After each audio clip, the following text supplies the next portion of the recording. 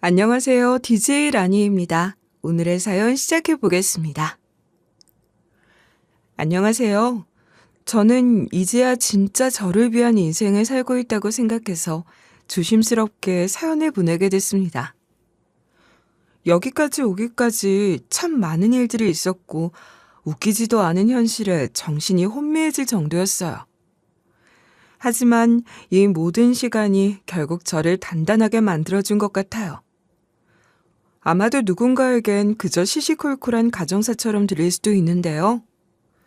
누군가에게는 용기가 되고 누군가에게는 위로가 되기를 바라고 있어요. 딱 한 분이라도 울림이 있게 들어주신다면 저에게도 의미가 클 것 같거든요. 만약 여러분 중에 벽에 부딪혀 계신 분이 있다면 제 사연이 작은 손전등이 되어주기를 바랄게요. 지금부터 귀담아 들어주세요. 저는 40대 후반으로 노래교실을 운영하면서 활발하게 제2의 인생을 살아가고 있는 여자예요. 이렇게 밝게 살아가고 있는 제 모습을 보면 아무도 과거를 짐작할 수 없을 것 같아요. 심지어 저조차 스스로 이런 인생을 살아가고 있을 줄은 상상도 못했거든요. 사실 저는 어릴 때 외동딸로 자랐지만 부모님의 사랑을 독차지하지는 못했습니다. 우선 아빠가 생계를 위해 뱃일을 나가셔야 했고요. 엄마는 진짜 철이 없는 자기밖에 모르는 여자였습니다. 아빠, 저는 돈 많이 벌어오지 않으셔도 괜찮은데 그냥 집에 계시면 안 될까요? 매번 아빠랑 떨어져 있어야 하는 게 더 힘들어요. 아빠는 제가 안 보고 싶으세요? 안 그래도 뱃일 위험한데 그냥 육지에서 일 구하셨으면 좋겠어요. 우리 딸 하고 싶은 거 다 시켜주려면 아빠가 편하게 앉아있을 수 없어서 그래. 이렇게까지 우리 딸이 아빠를 생각해주니까 너무 감동스럽다. 꼭 안전하게 돌아올 테니까 너무 걱정하지 말고 엄마 말 잘 듣고 있어. 이렇게 아빠랑은 애틋하면서 왜 엄마 보고는 애정 없이 철없는 여자라고 말한 건지 지적하는 분들이 계실지도 모르겠네요. 하지만 저는 입이 아플 정도로 엄마가 왜 철이 없고 자기밖에 모르는지 이유를 늘어놓을 수 있었습니다. 우선 엄마는 아빠가 주신 생활비를 전부 본인 사치를 위해 다 써버렸어요. 아니, 아빠가 왜 생활비를 쥐어줬겠나요? 분명 저를 부족함 없이 키우라고 전해주시는 거잖아요? 하지만 엄마는 그 돈을 죄다 백화점에서 립스틱 색깔별로 구매하고 계절이 바뀔 때마다 코트며 가방을 새로 사는 데 써버렸습니다. 그리고 파마 한 번 하는데도 연예인들이 간다는 미용실을 찾아가더라고요. 게다가 애엄마답지 못하게 저녁 때마다 친구들이랑 나가서 고급 양주를 마시고 노래방에서 밤새 놀았어요. 엄마, 저 요즘 매번 밥이랑 김만 먹고 있는데 새로운 반찬 해주시면 안 되나요? 아빠가 지난번에 넉넉하게 생활비 주셨다고 했잖아요. 매번 밥이랑 김만 먹고 있으니까 꼭 미각을 잃어버린 것 같아요. 야, 너 지금 배부른 소리 하는 거 알지? 세상에 그조차 없어서 굶는 애들이 얼마나 많은데 반찬 투정이야? 귀찮게 하지 말고 얌전히 먹어. 너 때문에 흥이 싹 식어버렸잖아. 괜히 눈치 없이 굴지 좀 마라. 도대체 이런 여자가 어떻게 애엄마가 될 생각을 했는지 모르겠네요. 거기다 엄마는 외롭다는 핑계를 대면서 남자들이랑 어울려 다녔습니다. 솔직히 눈살이 찌푸려질 정도로 달라붙어 돌아다니더라고요. 그리고 일부러 남자들의 시선을 사로잡기 위해 짧은 치마를 입고 호프집을 왔다 갔다 했어요. 만약 누군가 엄마한테 호감을 표하기라도 하면 잔뜩 신나서 자랑했죠. 한경아, 이게 네 엄마의 힘이야. 벌써 결혼해서 산 지 몇 년이나 됐는데 밖에 나가면 사람들이 천연 줄 알아. 아직 네 엄마 안 죽었으니까 네 아빠가 긴장해야 돼. 아무래도 이 인기는 식을 줄을 모르는 것 같거든. 엄마는 제가 아직 어린 딸이라는 것을 까맣게 잊고 사는 것 같았습니다. 그러다 보니 저는 방치되기 일쑤였어요. 오죽하면 어떤 분들이 제가 꼬질해 보인다며 고아인 줄 알고 파출소에 데려다 주신 적도 있었죠.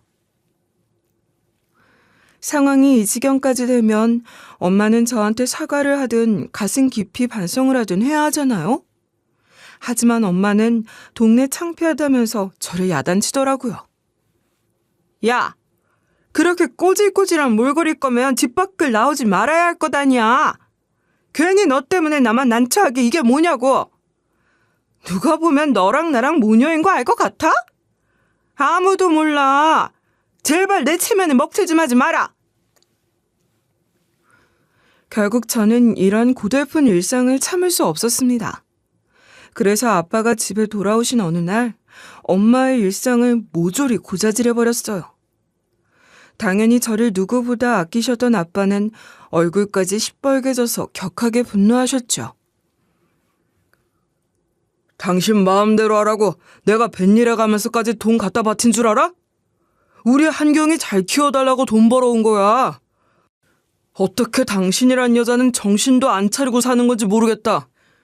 우리 딸 불쌍해서라도 당신 같은 여자랑은 못 살아. 결국 아빠는 강경하게 이혼을 결심하셨습니다. 그리고 엄마는 이제 와서 이혼당하는 게 서러웠는지 저한테 손가락질하더라고요. 너만 입 다물었으면 우리가 갈라서는 일은 없었어. 평생 놀고 먹겠다는 것도 아니고 네 아빠 집 비올 때만 심심하니까 나갔다 오겠다는 건데 그걸 못 참아? 아직 나이도 어린 게 고자질이 나고 너 같은 애를 딸이라고 생각한 내가 한심하구나. 언제부터 저를 딸이라고 여긴 건진 모르겠지만 엄마는 배신감에 치를 떨었어요. 이런 상황에서 제가 엄마를 따라가 같이 사는 건 말이 안 됐죠. 그렇게 저는 아빠랑 할머니랑 살게 됐습니다. 그런데 할머니는 제 예상과 달리 아빠의 이혼을 반기지 않으시더라고요. 오히려 저 때문에 아빠의 결혼 생활이 망가졌다며 미워하셨거든요. 너만 입 다물고 있었으면 가정이 파탄 날 일은 없었을 텐데 학교에서 모르는 게 약이란 말도 안 배웠냐? 왜 축새같이 떠들어 제껴서 우리 아들 이혼남 만든 거야? 너만 보면 속이 뒤집어진다. 설마 이렇게 말씀하실 줄은 상상도 못했습니다. 오히려 저는 아빠가 뒤통수 맞고 있는 상황에서 벗어난 거니 칭찬해 주실 줄 알았던 것 같아요. 그렇게 저는 엄마의 그늘에서 벗어났는데도 외롭게 방치됐어요. 그래도 한두 살 더 먹었다고 제 속마음을 감추는 법을 알게 됐죠. 가끔씩 아빠가 집으로 돌아오셨을 때 할머니 때문에 힘들다는 말은 절대로 입에 올리지 않았습니다.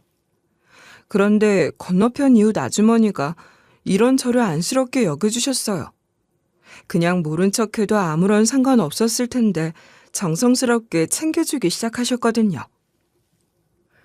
한경아, 혹시 친구들 보면서 부러웠던 거 있어? 아줌마가 대신해줄게.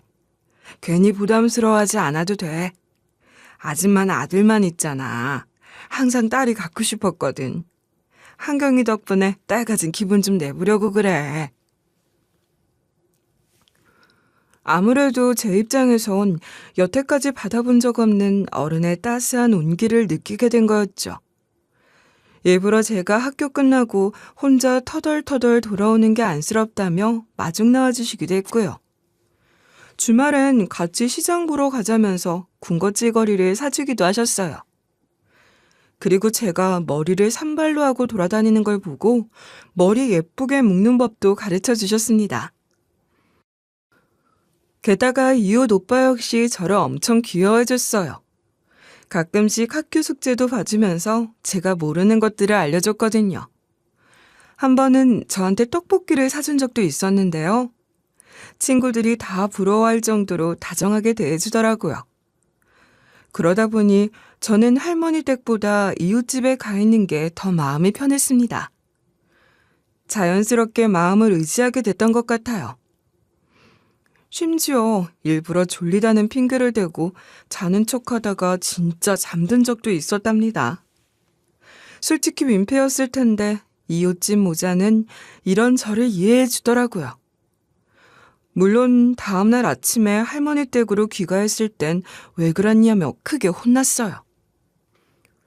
너 진짜 내가 이웃집한테 미안해서 뭐라 말을 못하겠더라. 그런 건 미리 약속으로 정해두고 가야지. 겉으로 표현하진 않아도 얼마나 귀찮고 곤란했겠어.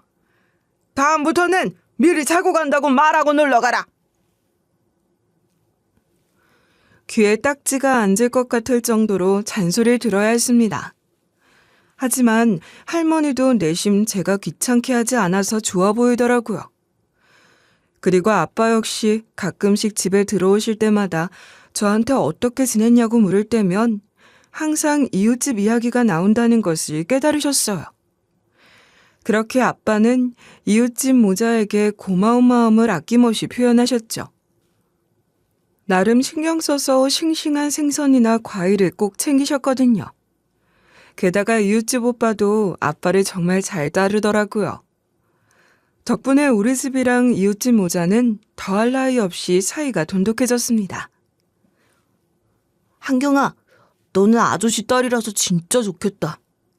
나도 나중에 아저씨 같은 남자가 되고 싶어. 너무 멋있고 힘도 강하잖아. 어떻게 해야 아저씨처럼 튼튼해질 수 있는 거지? 나도 나중에 뱃일 할까 봐. 당시엔 어린 마음에 우리 아빠랑 이웃집 모자까지 넷이서 가족이었으면 좋겠다고 생각하기도 했어요. 그러던 어느 날 제가 할머니랑 둘이 집에 있으면서 이웃집에서 배운 달고나를 혼자 만들어 보기로 마음먹었는데요.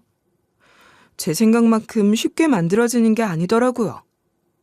그래서 저는 잔뜩 실망한 기색을 숨기지 못하고 포기했죠. 그런데 하필이면 제가 불을 제대로 끄지 않았나 봐요. 잠깐 할머니 곁에 누워 낮잠 잔 사이에 불이 났던 겁니다. 그나마 저는 몸이 작고 어리니 재빠르게 현장에서 나올 수 있었어요. 하지만 할머니는 제대로 피하지 못하셨고 연기를 너무 많이 마셔 하늘나라로 가셨습니다. 하필이면 아빠도 안 계신 상황에 이런 사고가 터져 얼마나 혼란스럽고 마음 아팠는지 몰라요. 그나마 이웃집 모자가 장례부터 다 도와주고 갈 곳 없는 저를 챙겨줬습니다. 하지만 저는 죄책감 때문에 말로 다 할 수 없었어요. 왜냐하면 우리 집이랑 가깝다 보니 이웃집 모자에게도 피해가 좀 있었거든요. 그럼에도 저를 탓하지 않고 몸과 마음이 다쳤을까 봐 걱정하며 챙겨주시더라고요. 한경아, 나도 사고 엄청 치면서 천방지축으로 자랐어. 이제부터 조심하겠다고 생각하면 돼. 일부러 그런 것도 아니잖아. 그렇게 밥 안 먹고 잠도 안 자면 너 건강 상해. 그러면 아저씨도 걱정하실 거야. 맞다, 한경아. 괜히 아줌마랑 오빠한테 미안해하지 말고 씩씩하게 이겨나가 보자. 비록 할머니가 하늘나라 가신 건 마음 아프지만 어쩔 수 없는 사고였잖아. 이렇게까지 힘들어하지 말자. 결국 저는 죄책감에 시달리다가 아빠가 돌아오신다고 약속하신 날 전에 가출을 감행했습니다. 차마 아빠가 어떻게 반응하실지 몰라 두려웠으니까요. 그나마 저를 아껴줬던 사람들에게 원망을 사기 전에 도망치고 싶었던 거였어요. 그렇게 저는 국민학생 때부터 길바닥을 전전하며 자랐어요. 이 세상에 집 밖에서 살아가야 하는 학생이 저만 있는 건 아니더라고요. 남들이 보기엔 질이 좋지 않은 과거였다고 손가락질할지도 몰라요. 하지만 우리끼리는 나름대로 의리를 자랑하고 서로 의지해가면서 그 시절을 버텼습니다. 뭐 하나 먹을 게 생기면 꼭 나눠 먹고 무슨 일이 생기면 누구보다 먼저 달려갔거든요. 하지만 성인이 되고 나서도 계속 길바닥 위를 방황할 수는 없는 노릇 아니겠어요? 어떻게든 일자리를 구해야겠더라고요. 그래서 저는 빌고 또 빌어서 젊은 남자 사장이 운영하는 떡집에서 일하게 됐습니다. 당장 쓸모없어 보이고 일머리 없어 보이는데 채용해줘서 감사했죠. 저 진짜 열심히 배울 자신 있어요. 워낙 가진 게 없어서 잃을 것도 없거든요. 무조건 여기 아니면 안 된다는 마음으로 임할 거예요. 그러니까 조금만 지켜봐 주시고 많이 가르쳐 주세요. 진짜 뼈를 묻을 각오로 할게요. 이렇게 다부진 각오와는 달리 솔직히 많이 어설펐습니다. 게다가 실수도 창피할 정도로 많이 했어요. 아예 떡 반죽을 잘못 맞춰서 질척거리게 만든 적도 있었고요. 설탕 대신 소금을 넣어서 손님한테 뭘 먹인 거냐고 항의받은 적도 있었습니다. 그나마 계산 실수는 거의 하지 않아서 다행이었던 것 같아요. 하지만 물건을 나르다가 쟁반째로 떡을 엎은 건 지금 생각해도 눈이 질끈 감기는 일이었어요. 한경씨, 진짜 나한테 뭐 원한이라도 있어서 그래? 이젠 꿈에서도 한경씨가 나오려고 그래. 매일같이 다 악몽 꾸고 있다고. 혹시 내가 잘못한 게 있어서 복수하는 거면 미리 말 좀 해줘라. 내가 잘못했다고 사과할게. 이렇게 사장님이 뼈가 있는 농담을 하실 때마다 얼마나 쥐구멍에 숨고 싶었는지 모릅니다. 당연히 사장님에게 눈물이 쏙 빠질 정도로 혼나기도 했죠. 하지만 근무 시간 외에도 노력하고 연습했더니 점점 실수가 줄어들더라고요. 나중에 떡 쪄내는 속도가 붙고 손님 응대도 능숙해지니까 사장님도 못마땅해 하던 기색을 지우셨어요. 오히려 퇴근할 때 같이 떡 케이크를 포장해서 먹으라고 챙겨주시더군요.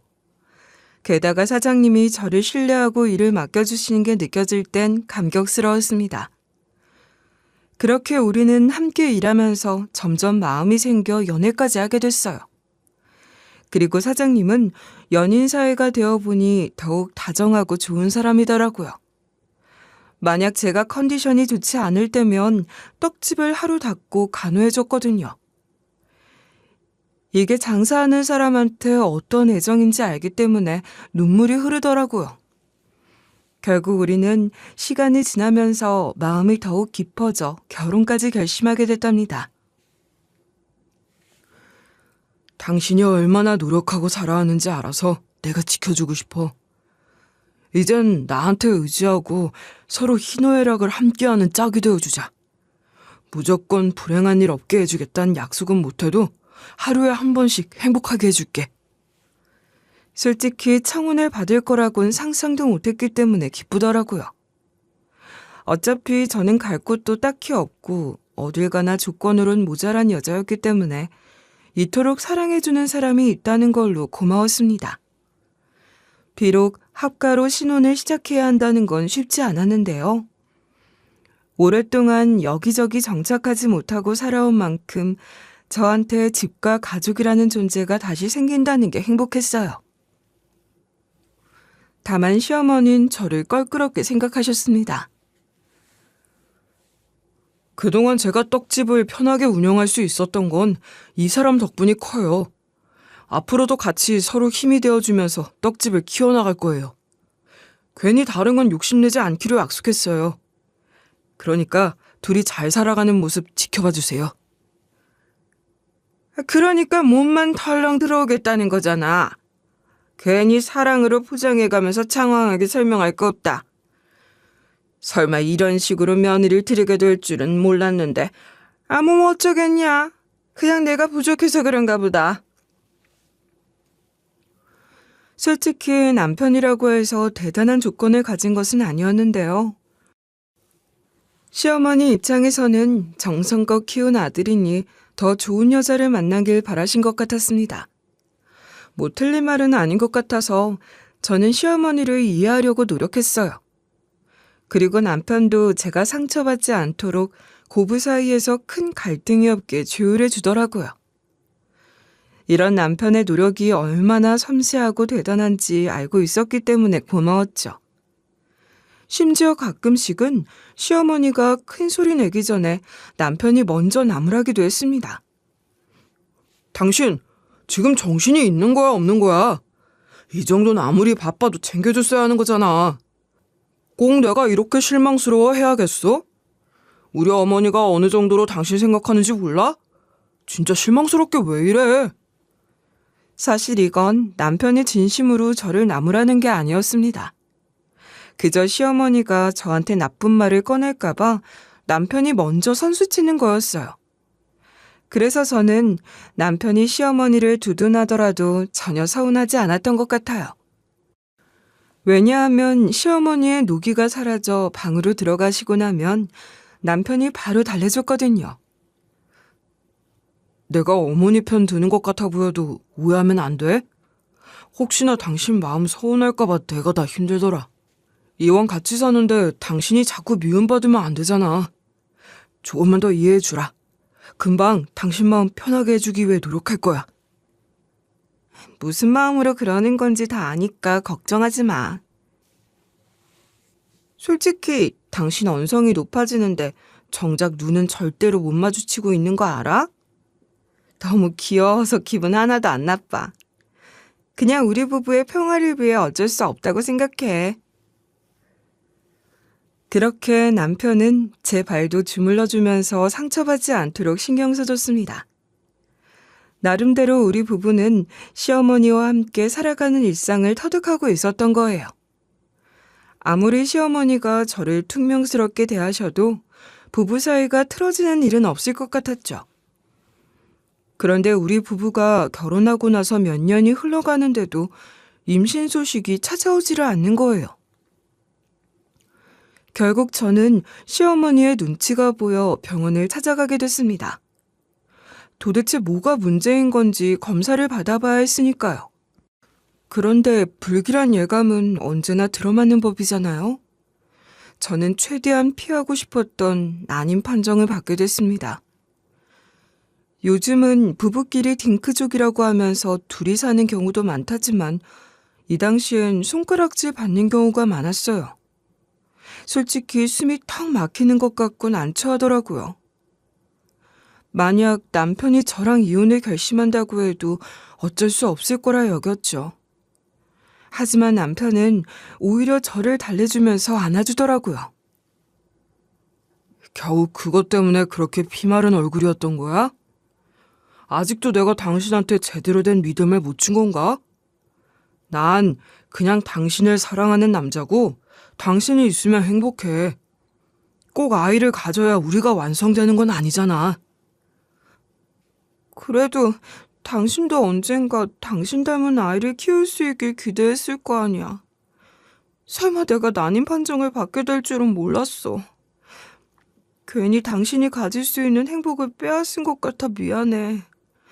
앞으로 우리 사이를 어떻게 하면 좋을지 모든 결정은 당신한테 맡길 거야.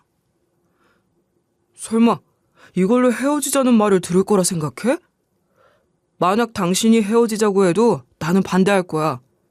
어차피 나는 당신한테 청혼할 때도 우리 둘의 미래를 꿈꿨던 남자거든. 그냥 우리 아이 없이 사는 대신 어머니한테 효도하자. 스스로 하자 있는 여자가 된 것 같다고 느꼈기 때문에 남편의 이런 제안이 너무나 고맙고 뭉클했습니다. 물론 시어머니는 거의 고함을 지르면서 크게 나무라셨죠. 하지만 남편이 단호하게 나오니까 시어머니도 어쩔 수 없으시더라고요. 아니, 넌 건강한데 며느리만 난임인 거야? 그러면 왜 애를 포기하고 그냥 살아? 당장 헤어지고 새 여자 만나면 될 거 아니냐? 사람이 애 키우는 재미랑 행복이 얼마나 큰데 벌써 포기하고 산다는 거야? 만약 아이를 키운데도 이 사람 닮은 아이를 키우고 싶어요. 그냥 아무 여자나 데려다가 자식 낳아달라고 하고 살 수는 없다고요. 손주 보는 낙은 없으시겠지만 그만큼 더 효도하자고 약속했어요. 그렇게 시어머니 앞에서 웃음기 없이 의견을 고집하는 남편의 모습은 정말 멋지고 든든했습니다. 하지만 우리 부부가 결혼한 지 10년이 넘어가고 시간이 흘러갈수록 예전 같지 않더라고요. 아무래도 둘 사이에 변화가 딱히 없어서 그런 걸까요? 당연히 결혼 생활이 지속될수록 연애 감정은 사라진다지만 우리 부부는 아예 같은 집을 공유하는 정도의 사이가 되어갔습니다. 나름대로 남편과 신혼 때처럼 끈끈하고 사랑으로 가득한 사이가 되기 위해 노력도 많이 해봤어요. 그동안 집안에서 너무 편하게 지냈나 싶어 연애하던 시절처럼 꾸미고 있기도 했죠. 그리고 남편을 위해 정성스럽게 도시락을 싸서 떡집으로 찾아가기도 했습니다. 하지만 남편은 도대체 왜 이러는 거냐며 당황스러워하더라고요. 아니, 이 여자가 왜 이래? 괜히 낯간지럽게 이러지 마. 지금 소름 돋은 거 안 보여? 어차피 남들 다 이렇게 나이 먹는 건데 서로 불편하게 하지 말자. 이러면 나 진짜 집 들어오는 것도 피곤할 것 같다고. 이제는 제가 떡집에 자리를 비우고 있었기 때문에 아르바이트 오는 젊은 여자애들이 따로 있었는데요. 남편은 저 대신 그 여자들에게 다정한 태도를 보이고 있더라고요. 솔직히 실망스럽기도 하고 서운하기도 했지만 깊은 사이로 발전하는 것 같지는 않은 데다가 저를 내쫓지 않는다는 것에 만족할 수밖에 없었습니다.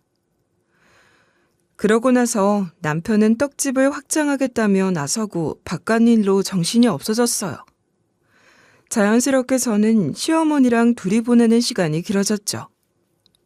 그런데 단순한 고부 갈등 이상으로 곤혹스러워지기 시작했습니다. 원래 저한테 그다지 친절하신 분이 아니라는 건 알고 있었어요. 하지만 제가 그동안 며느리로서 살아온 세월이 있잖아요. 만약 저를 이혼시키거나 내쫓으시고 싶었다면 진작 적극적으로 나오셨어야 해요. 하지만 시어머니는 이제 와서 없는 일을 만들어내기 시작하셨습니다.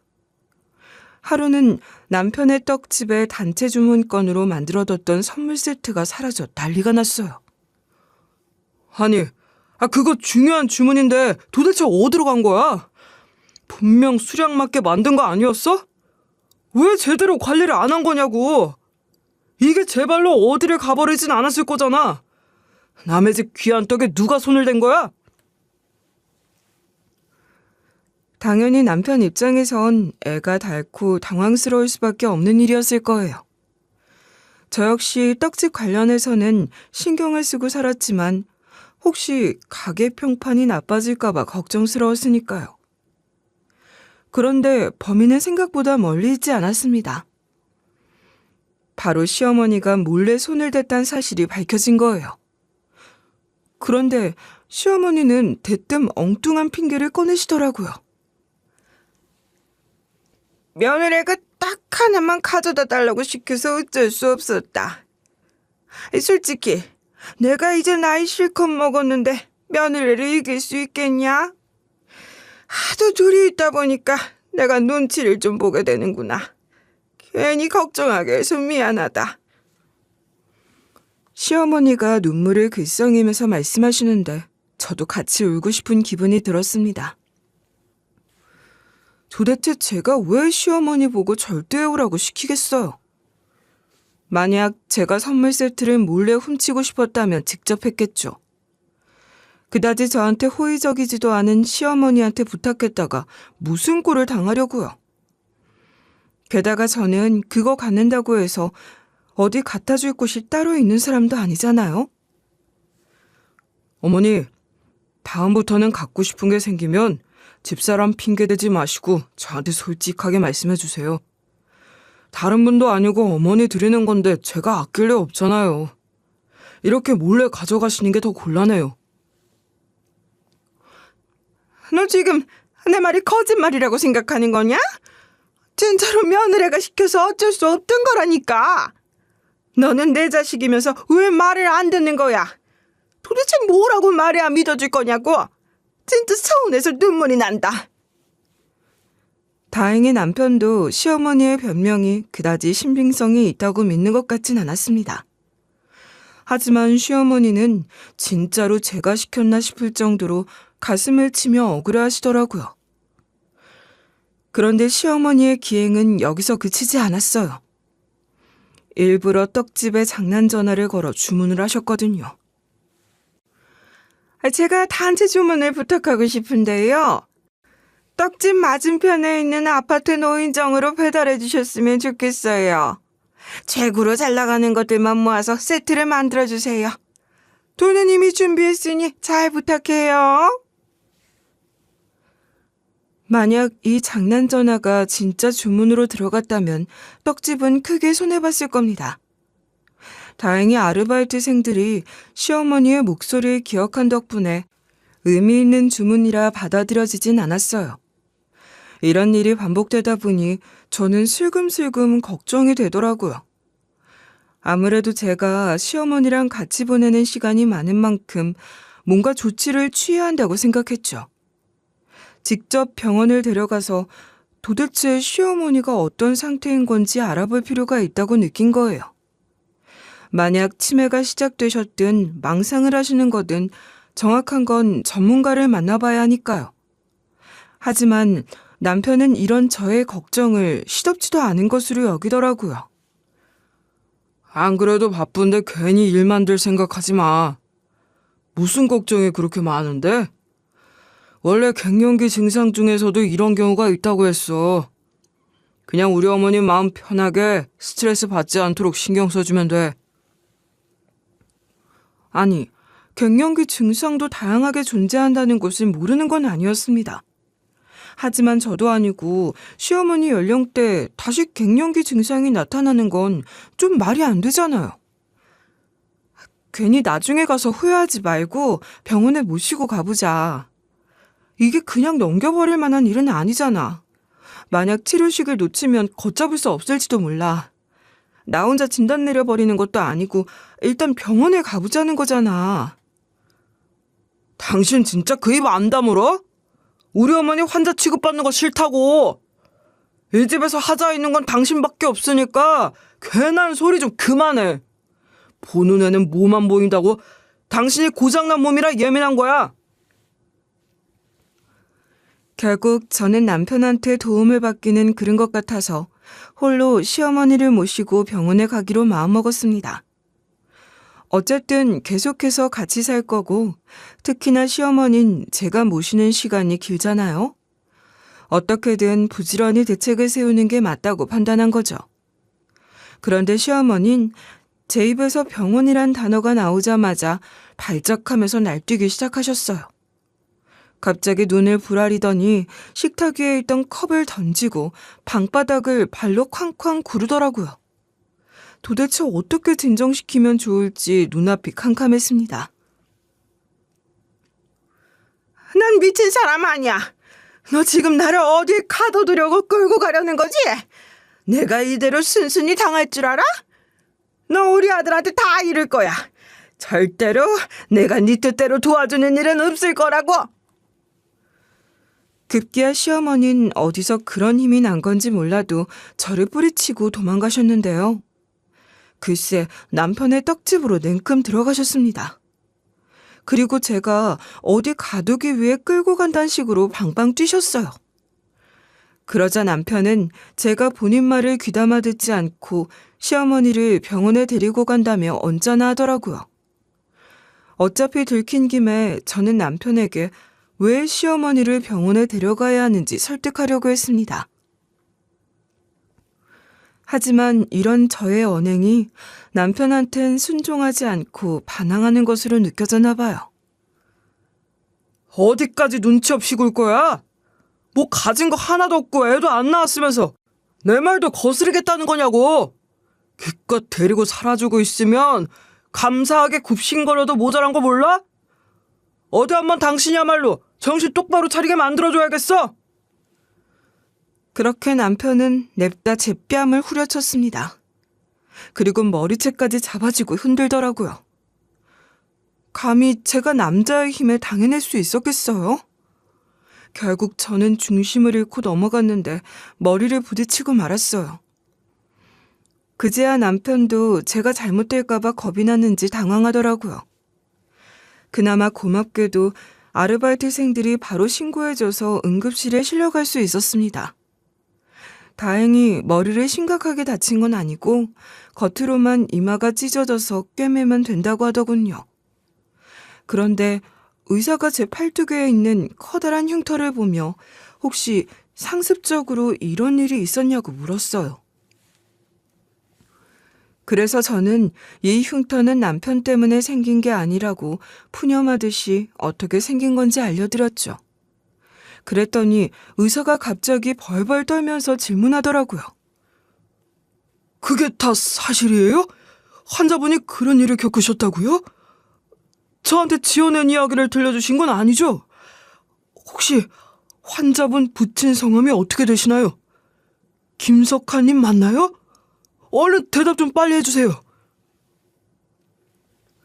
일부러 의사를 애태우려고 대답을 늦게 한 게 아니었습니다. 너무 오랜만에 남의 입에서 듣는 이름이라 신기하기도 하고 가슴이 뭉클하기도 해서 어쩔 수 없었어요. 그래서 저는 오래전에 헤어지긴 했지만 우리 아빠의 성함이 맞다고 대답해줬습니다. 그러자 의사는 무척 당황한 기색을 감추지 못하고 누군가를 찾으러 나가더라고요. 솔직히 저는 이 상황이 도대체 어떻게 된 상황인지 가늠할 수도 없었어요. 왜냐하면 제 팔뚝에 있는 흉터는 진짜 오래전에 달고나로 인해 화재 사고가 발생했을 때 생긴 거였으니까요. 아마도 우리 아빤 제 팔뚝에 이런 흉터가 생겼다는 것도 모르실 게 분명했어요. 그래서 처음 보는 의사가 제 흉터와 사연을 듣고 아빠를 떠올렸다는 게 의아하더라고요. 그런데 얼마 지나지 않아 병원장이 오열하면서 저를 찾아왔습니다. 그리고 저는 병원장의 얼굴을 확인하자마자 숨이 멎는 것처럼 눈물이 터져나왔어요. 한경아, 어떻게 여기서 다 만날 수 있게 된 거야? 그동안 어떻게 지냈어? 왜 그렇게 허무하게 집을 나가버린 거야? 분명 네가 죄책감 가지지 않아도 된다고 신신당부를 했잖아. 얼마나 고생했길래 얼굴이 거칠어? 마지막으로 얼굴 보고 나서 수많은 시간이 흘렀는데요. 얼굴에서 어릴 적 모습이 어렴풋이 느껴졌습니다. 바로 눈앞의 병원장은 제 어린 시절의 따스한 추억을 가득 안겨준 이웃집 오빠였어요. 본인도 넉넉하지 않은 환경 속에서 아주머니와 함께 저를 챙겨주던 모습이 선한데 결국 이렇게 훌륭한 사람으로 성장했다는 게 이웃집 오빠답더라고요. 오빠, 진짜 반갑다. 다시는 살아가면서 못 만날 줄 알았는데 그때는 오빠랑 아주머니 별낯이 없어서 어쩔 수 없었어. 아무리 생각해도 오빠랑 아주머니의 짐이 되긴 싫었거든. 아빠한테도 죄송한 마음이 들었고. 저는 나름대로 반가운 마음을 담아 인사를 전했습니다. 하지만 병원장은 저의 인사에 대답하지 않고 서럽게 눈물을 흘리더라고요. 이러다가 몸에 있는 수분이 모조리 빠져나가는 게 아닐까 싶을 정도였어요. 네가 그런 생각을 왜 해? 그냥 사고였을 뿐인데 그 어린 몸으로 어딜 나가 돌아다녔다는 거야. 하필이면 말도 없이 떠나서 다 같이 얼마나 걱정했는 줄 알아? 너 그러고 나가면 우리가 발 뻗고 편히 잘 수 있을 것 같았어? 병원장은 거의 한탄을 하면서 왜 가출했냐고 나물었습니다. 그러면서 들려준 이야기는 참 가슴을 쓰라리게 만들었어요. 원래 저는 어린 마음에 아빠한테 미안해서 얼굴 볼 면목이 없다고 생각해 가출한 거였잖아요. 하지만 아빠 입장에선 겨우 뱃일 마치고 집으로 왔더니 어머니는 목숨을 잃고 딸은 사라진 상황이었던 거예요. 그나마 이웃집 모자의 말을 통해 제가 왜 제 발로 걸어나갔는지 짐작할 수 있었겠지만 고의로 그런 것도 아니고 사고였기 때문에 혼자 자책했을 저를 생각하며 마음 아파하셨대요. 한경이 그 녀석이 얼마나 전전긍긍했을지 눈에 그려지는 것 같네. 원래 내가 전처랑 이혼한 것도 본인 잘못 때문일까봐 힘들어했거든. 우리 딸이 고통스러워하는 줄은 모르고 생선 크게 잡았다고 좋아하고 있었구나. 어쩌면 당연하게도 아빠는 뱃일을 중단하셨다고 했습니다. 아무래도 하나뿐인 딸의 생사도 모르는 상황에서 바다로 나가실 순 없었겠죠. 그리고 전국 곳곳을 누비며 저를 찾아다녔다고 했어요. 아무리 멀고 열악한 곳이라고 해도 제가 있을지 모르니 고아원이란 고아원은 다 해지부셨댔죠. 안녕하세요.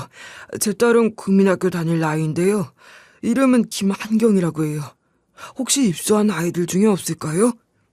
만약 이름이 바뀌었을지 모르니 얼굴이라도 한번 살펴보고 싶은데요. 꼭 좀 부탁드립니다. 이름이 바뀔 일은 딱히 없을 거예요. 국민학교 다닐 정도면 본인 이름 헷갈릴 리가 없을 테니까요. 꼭 얼굴을 확인하셔야 직성이 풀리겠다면 도와드릴 순 있어요. 하지만 기대하지 않으시는 게 좋을 거예요. 하루에도 몇 번씩 기대를 품었다가 실망하며 얼마나 고생하셨을까요? 하지만 정작 저는 고아원에 입소했던 게 아니라 당시 길바닥을 누비고 있었잖아요. 당연히 아빠가 찾으시는 것도 한계가 있었죠.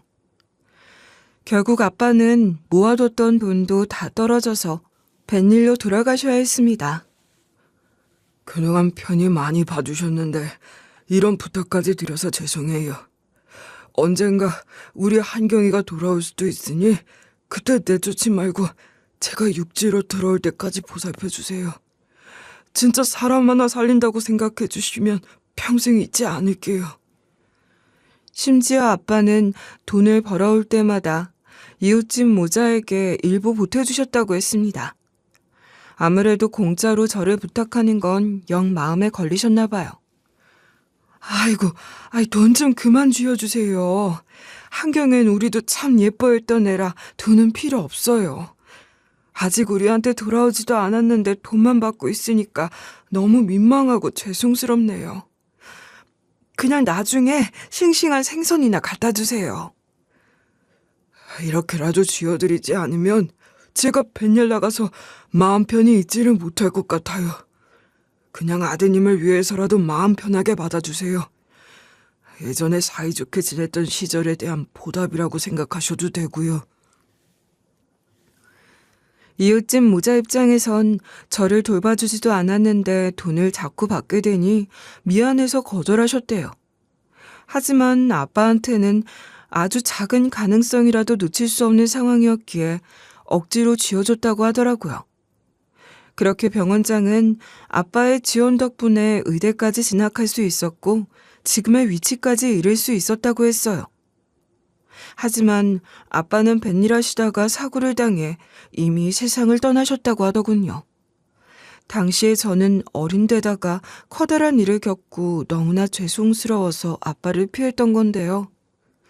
아빠는 저를 원망하거나 미워하기는커녕 평생 그리워하시다가 세상을 떠나셨다고 해서 얼마나 가슴이 아팠는지 모르겠어요. 심지어 병원장까지도 저를 나무라지 않고 오히려 안타까워했습니다. 그땐 내가 너를 더 열심히 달래줬으면 네가 가출하지 않았을까? 만약 그랬다면 아저씨도 좀 더 마음 놓고 사셨을 텐데. 이제 와서 다 무슨 소용인가 싶지만 워낙 좋은 분이셨기 때문에 마음이 허하다. 결국 저는 병원장과 얼싸안고 서로가 어떻게 살아왔는지 회포를 풀었습니다. 그러다 보니 자연스럽게 제가 왜 처참한 몰골로 이 병원의 응급실에 이송된 건지 말이 나왔죠. 아니나 다를까 병원장은 어떻게 이런 일이 있냐면서 분노하더라고요. 어렸을 때도 본 적이 없는 야차 같은 얼굴로 제 편을 들어줬어요.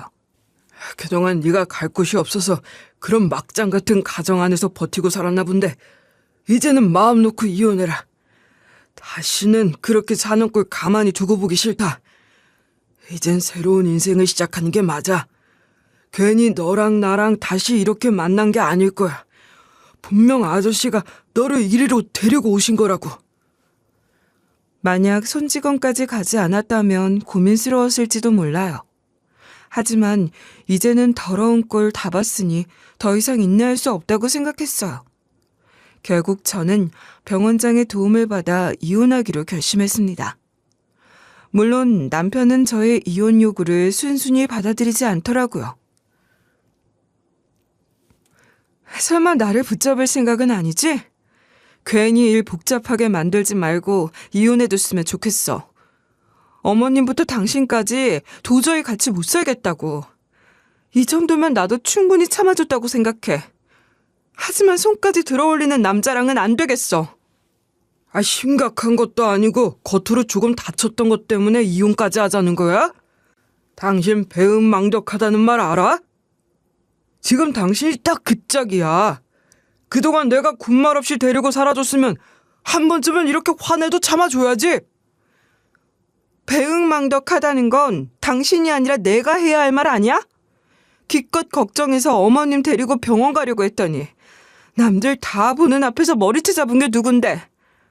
지금 이혼 선택권이 당신한테 있는 줄 알아? 당신은 유책 배우자야. 아무리 남편이 이제 와서 고집 부리더라도 소용이 없었습니다. 이제는 병원장 덕분에 저한테도 든든한 뒷배가 생겼으니까요. 오랫동안 고생하며 살아온 만큼 이제와 세상이 제 편이 된 것처럼 이혼은 저한테 유리하게 돌아갔어요. 우선 제가 입원했던 곳이 병원장의 병원이다 보니 상해 기록 제출하는 것도 어렵지 않았거든요.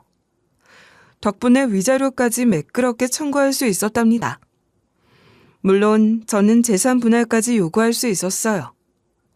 아무리 남편이 저한테 압력을 가하려고 해도 저는 병원장의 보호를 받고 있었기 때문에 접근조차 불가능했죠.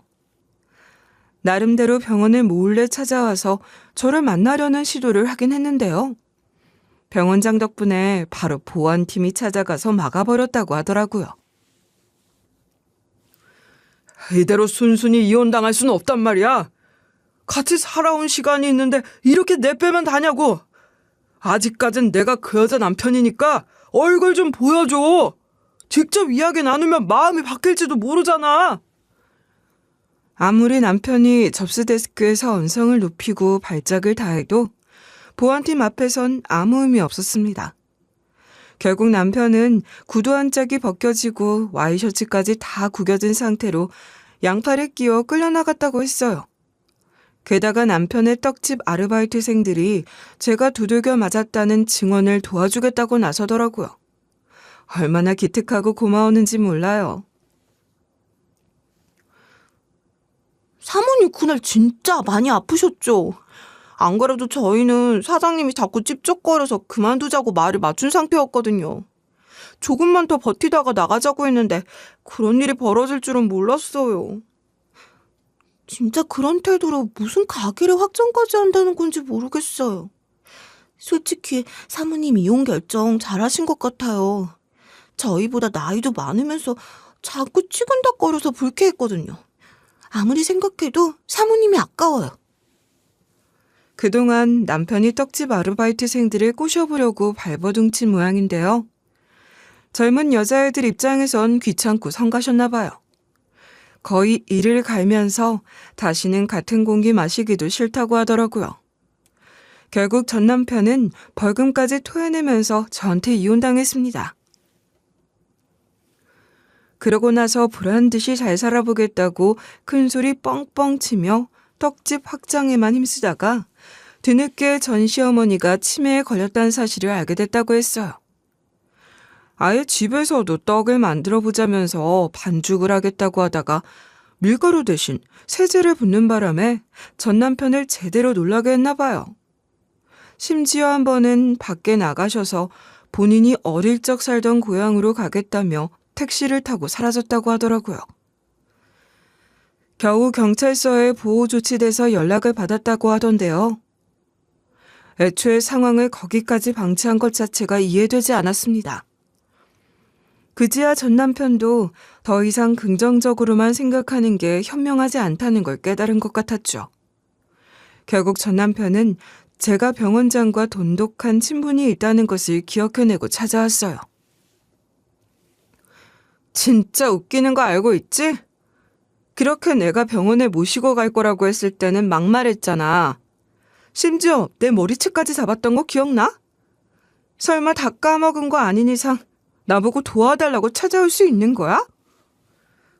내가 얼마나 어리석었고 당신이 얼마나 현명했던 건지 절절하게 깨달았어. 이젠 당신 말만 들을게.